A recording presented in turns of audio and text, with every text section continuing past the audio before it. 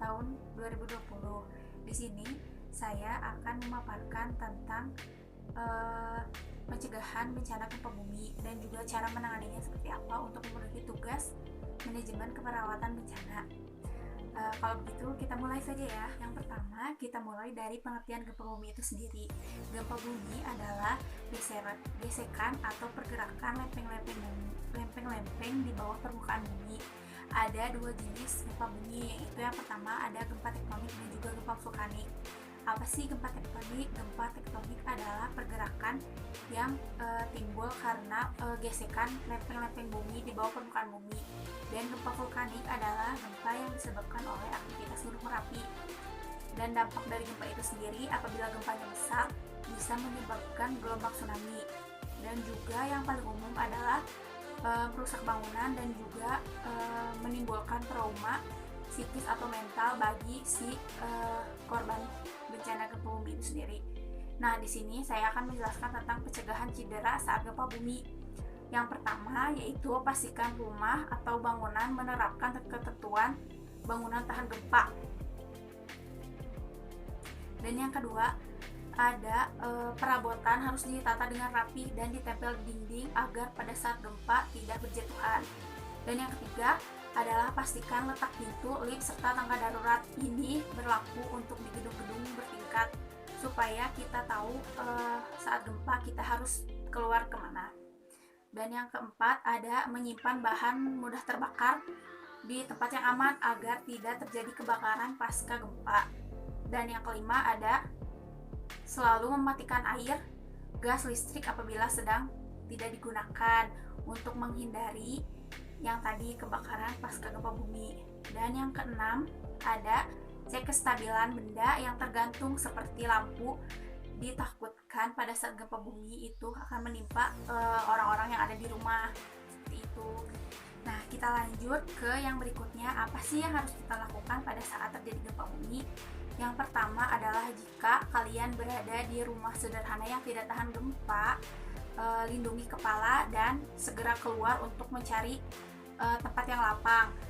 Dan atau misalnya tidak bisa keluar, kalian bisa melindungi kepala kalian dengan benda-benda yang bisa melindungi kepala seperti helm. Dan yang kedua yaitu berlindung di bawah meja.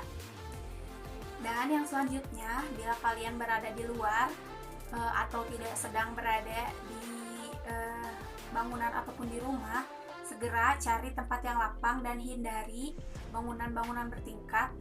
Ini untuk menghindari apabila bangunan-bangunan itu runtuh tidak menimpa Anda. Dan perhatikan tempat berpijak, hindari apabila terjadi retakan tanah. Yang selanjutnya, jika kalian berada di kendaraan, khususnya di mobil, keluar dan turun dan juga menjauh dari mobil. Hindari jika terjadi retakan tanah atau kebakaran. Keluar dari mobil dan berlindung di samping mobil. Itu akan mencegah kalian dari hal-hal yang tidak diinginkan seperti mobilnya terbakar ataupun terjadi pergerakan tanah yang bisa menyebabkan mobilnya ambles ataupun yang lainnya.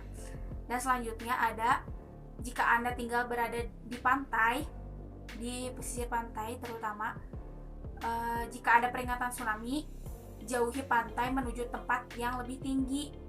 Dan jika Anda berada di pegunungan, hindari daerah yang mungkin terjadi longsor atau seperti tebing-tebing, hindari seperti itu dan cari tempat yang lapang. Selanjutnya, apabila Anda berada di gedung bertingkat ataupun di perkantoran, keluar dengan menggunakan tata tertib yang sudah ada dan jangan menggunakan lift ataupun tangga berjalan.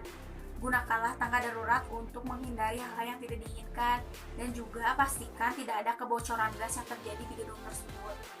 Selanjutnya, setelah gempa sudah terjadi dan juga selesai, periksa aliran listrik di rumah kalian. Itu untuk menghindari dan juga mencegah apabila ada terjadi arus pendek listrik untuk menghindari terjadinya kebakaran ataupun korsleting listrik yang menyebabkan kebakaran pasca gempa. Dan juga periksa aliran air dan juga pipa air.